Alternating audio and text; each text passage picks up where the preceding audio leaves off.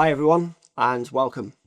If we haven't met before, my name is Paul Webb and I've been in and around industries and asset management for around about 20 years now. And in that time, I've been watching and advising companies on best practice around asset management, whether it be from full transition from paper-based systems or just rolling into a new system from an existing legacy system. Today we're diving into this unsung hero of facilities and contractors' success, asset management, and what makes good asset management.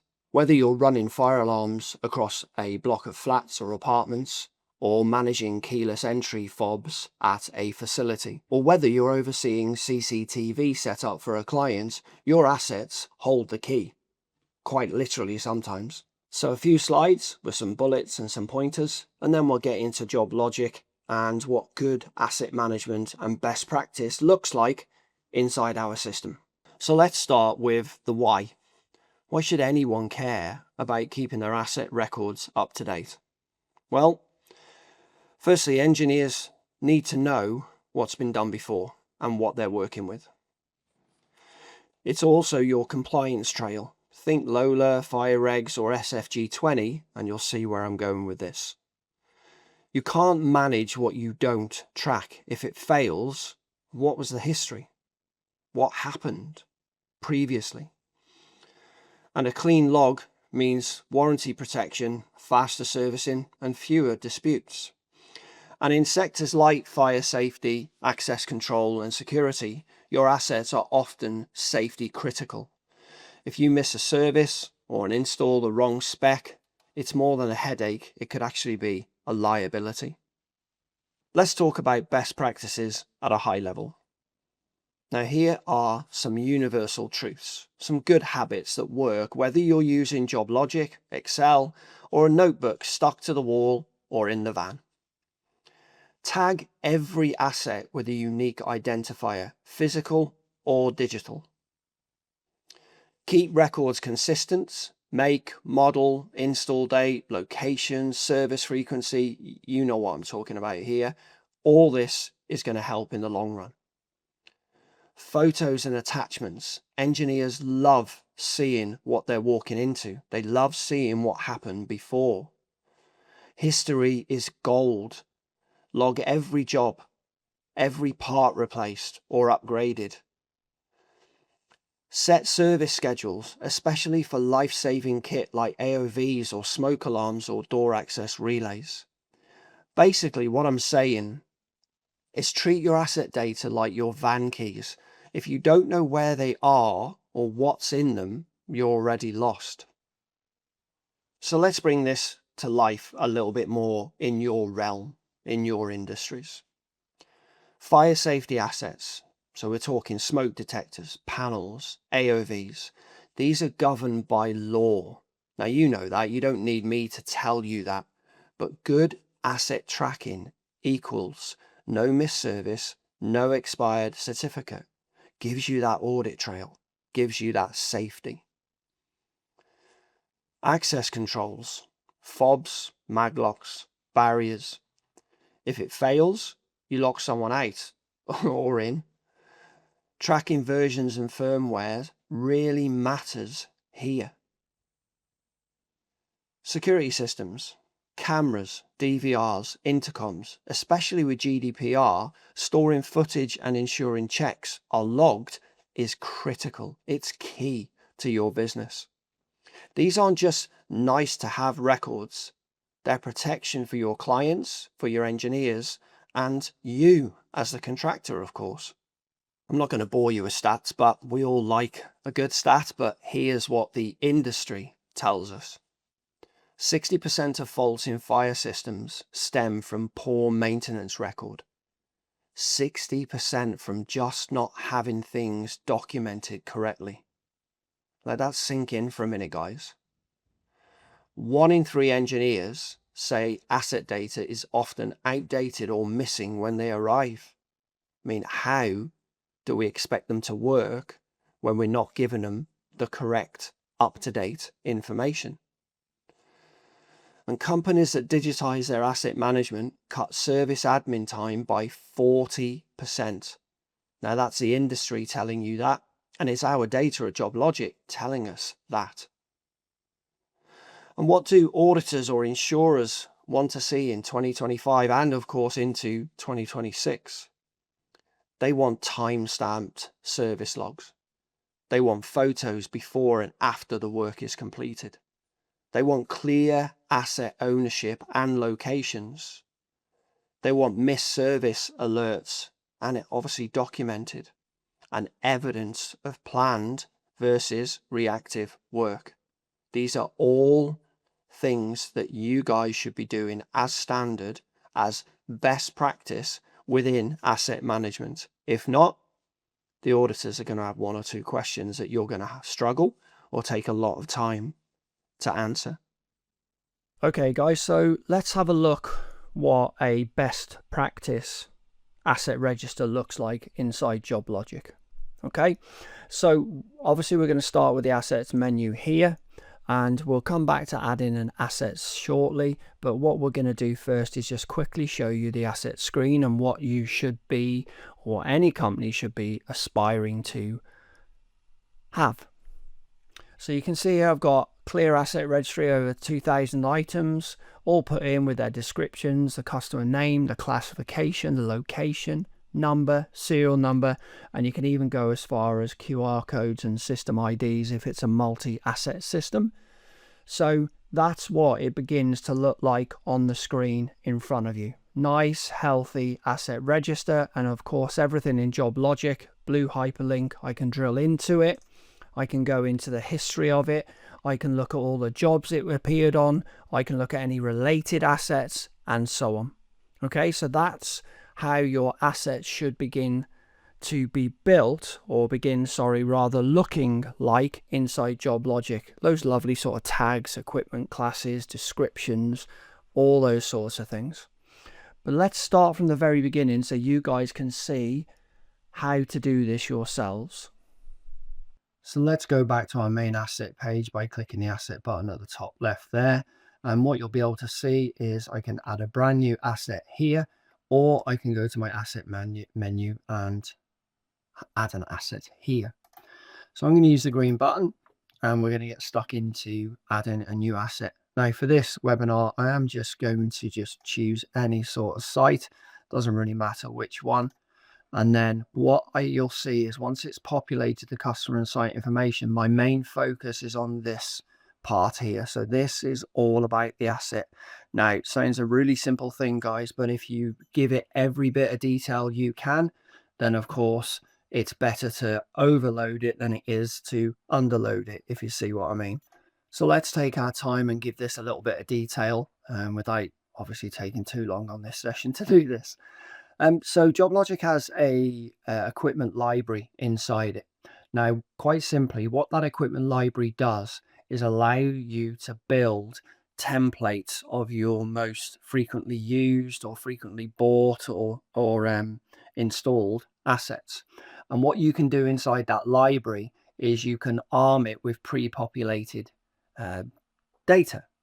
So you can give it the make, the model number, you know, who the trade should be that works on it, and basically streamline adding these in whilst you're putting them against a site, because all you really want to worry about on the site is the site details here. So by choosing from your equipment class up here, if you see, if I go into fire safety equipment for argument's sake, I get a whole list of information in here. If I just choose a random motion PIR, you can see it's dropped in some make, model, description inside for me pre-populated. So all I've got to worry about is answering these two if I want to, and then it's all about the site details and the asset that's actually going on site. Okay, so let me just clear those down for you just to show you as well. Obviously I've got a lot of options here: boilers, CCTV, electrical in this demo instance. But if I don't choose a class, I can actually just drop down the entire library.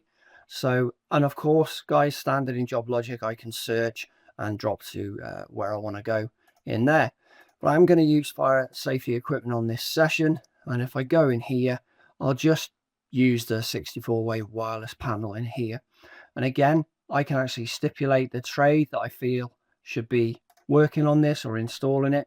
And for those of you that use our PPM module, our Plan Preventive Maintenance module, you can actually give it a service type where you list a number of tasks with timescales to this asset for any planned visit. So when someone goes to do a quarterly, a half yearly, a 2 weekly, you know, a major or minor service, you can actually stipulate on the major it's this, and on the annual it's this, this, and this.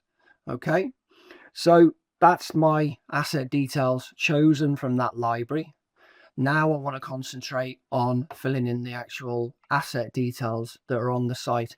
Now remember guys, 2 ways you can do this. You can do this in the office, and you can do this exact same thing on the mobile. So your engineers out there can gather all this information. They do the same as you. I'm putting in a 64-way wireless panel. It is the make and model, and here's all the details. So literally they answer 2 or 3 questions at the start and then just fill in the site details here. So whether installing or whether you're sending them out each time they go and do a reactive call or an annual service or whatever it might be, whilst you're on site, get this site data, get this asset details, and we're going to slowly build up this encyclopedia, if you like, this asset registry. So I'm going to go ahead and just put some sort of standard details in here, trying to type as I go along. So plant room 1, pant room, interesting, serial number, like so. Obviously I can put a QR code in there. You guys can scan, if you've got QR code stickers with your company logo on them and you put them on the asset, they'll scan it, it'll populate it, and it will look something like that. Okay, I can actually put my customer's reference number if I want, or if I want to reference it to maybe the manufacturer's catalog or whatever I want to do, I can use another reference number, and yes, it's searchable. Of course, I can tell it the installation date. So let's just use the 1st of August, like so. One of those, labor expiry, sort of a quick look here. So I'm just going to say this is going to be a year. So I'm just going to quickly pop that to there and then go 31st of July. And then the asset warranty expiry. So let's just pretend this has got like 3 years on it. And again, if I go July the 31st, and then I can give it a quoted replacement date. So I could say, well, look, this has got 5 years in it or 10 years in it or whatever. If it ticks along nicely, I can actually say, well, let's go back to the customer in 5 years, again, July the 31st, and maybe give them a quote and say it's in 5 years and there's this new model or whatever it might be.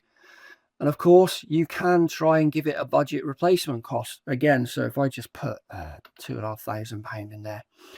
And of course, if it is brand new, straight away, installation, we're going to put the asset condition as excellent. But again, if your engineers are gathering this data for you on each visit, this can slowly work its way down, and you can begin to pull off reports saying, show me every asset that's in good condition, because I know it's gone through 2 levels, if you like. Or I can say to it, show me every asset that's poor. It gives you a report of 16 assets on. I'm going to speak to my customers and approach them about quoting to replace this before it breaks down, because we believe it's in a very poor condition and needs looking at.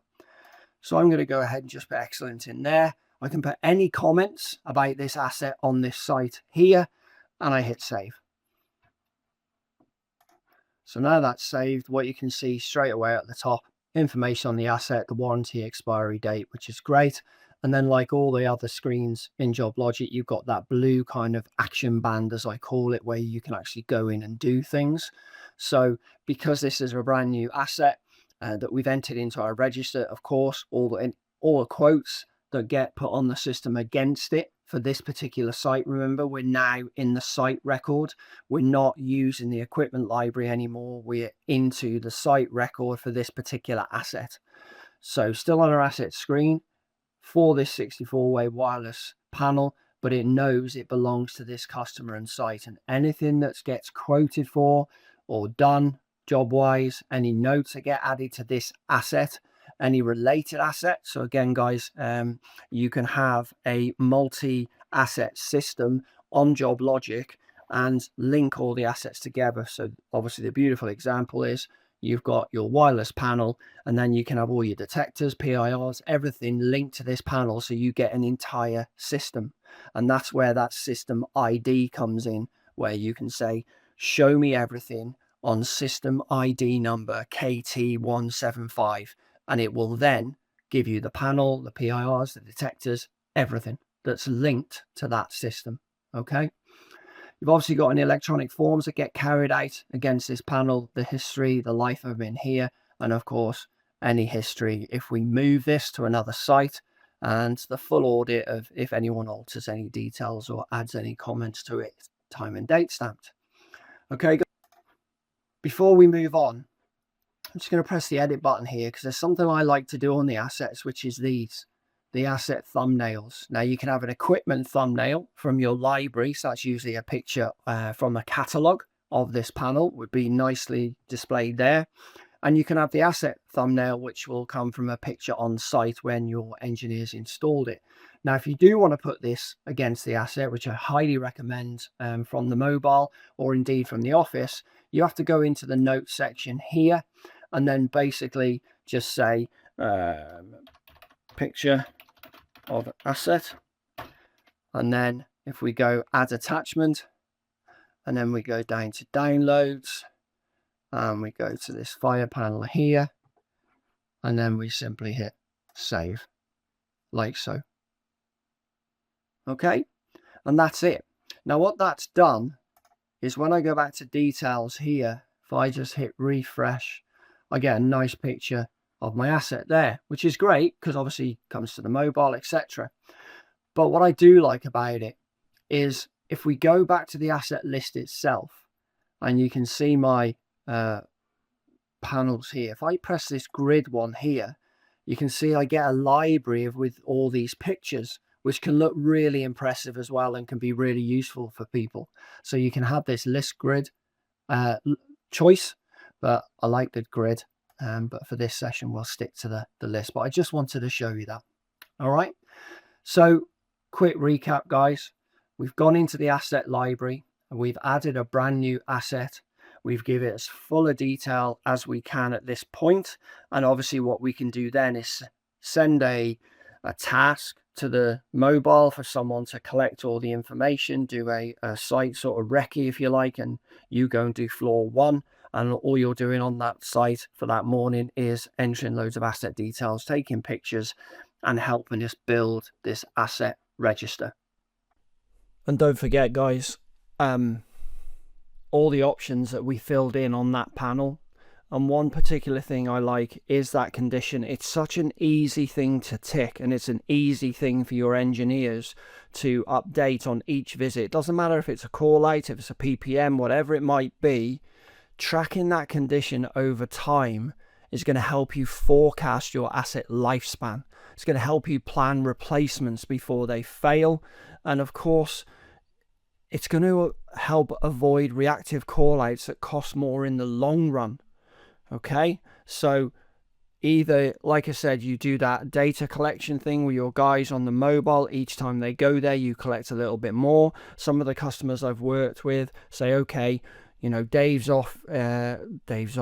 free in the afternoon in his calendar, so we'll send him to that site on Ross Street, and he can start doing floor 1 and collecting all those detector details and get all the panel details. We'll get photographs of them in place. We'll get them sent over with some QR codes, and we'll scan them into it. So every time an engineer goes to that asset, they scan that QR code and they're given the full details there and then. Okay, guys, so really important. Just, it's all about, I know it's an old saying, but it is all about the detail.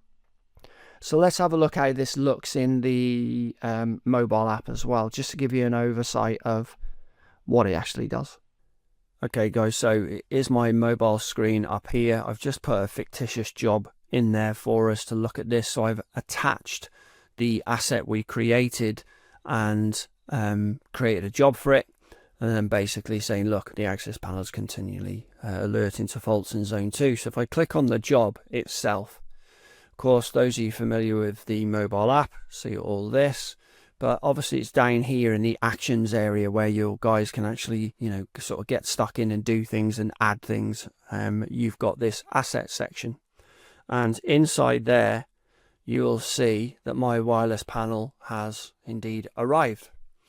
So it gives me my sort of brief overview here, but what I can do is I can tap on the asset itself and I get all the asset details. Now, of course, because we created this, we don't have a last service date or the current status date and so on, but you can see all those lovely details we put in have come all the way through to the engineer. So the engineers are fully armed. They know about the install date, the warranty, they've got the QR codes, and then at the top up here you can see I've got additional info. So if it was related, if it did have that system we spoke about, I could see all the related assets to this panel. I can look at every single job history, and I've got an attachment here which was just the picture that we uploaded of the actual asset itself. Of course, we'd want them to do that. And then if I look at the asset forms, I can assign, I just grabbed a load of asset forms, so some of these may not make sense, guys, but I can assign particular forms to that particular asset. Okay, so no wrong forms can be filled out if you assign the right form to the right asset. Okay, so that's what it kind of looks like, and you can see at the top here with my permissions in my account, I can actually edit this asset and change the details in here. So this is what I was talking about, these continual updates, this continual sort of adding of information that keeps the office and obviously your business and importantly your customer updated about the asset. And again, we've got our condition thing down here, so I could say, okay, I wouldn't say it's excellent, it's been there for a while now. We could say it's very good, and we can save it. So that will update that asset inside the site record and the job record. Okay, guys, so that's kind of, I just wanted to show you that, what the actual engineers can see on site. Once they have carried out their service or repair, they can actually just hit complete, and that will update the job and the back office. Guys, before we wrap up, I want to talk to you about a few golden rules that I always talk to my customers about. And they're really straightforward, really easy to implement. Firstly, train your engineers to use the mobile app properly. Now, I know that sounds simple, and I know it sounds obvious, but they are your record keepers on site. Okay, if they're not documenting the assets for you, you're missing a trick. Okay, and if you want to start using Joblogic as your true asset management tool, then start small. Pick one site, maybe even one type of asset, then roll it out to capture it all once you've proved concept. Think about linking assets to your PPMs. This is a must in my book, and that's when your compliance becomes really automatic. And let's be honest, insurers, auditors, and even your biggest clients are starting to expect this level of record keeping as standard now. In 2025 and obviously beyond, paper excuses, they just won't cut it anymore. They won't accept that anymore. And finally, speak to your customer success manager at Joblogic. They'll help you set all of this up in your own Joblogic environment to best practice. All right, that's us done for today, and thanks for sticking with me. If there's one thing I want you to take away from this session, is that good asset management isn't just about box ticking. It's a foundation for safer systems, stronger compliance, and fewer surprises, and a better way of working day to day. Thanks again, guys, and I'll see you on the next one.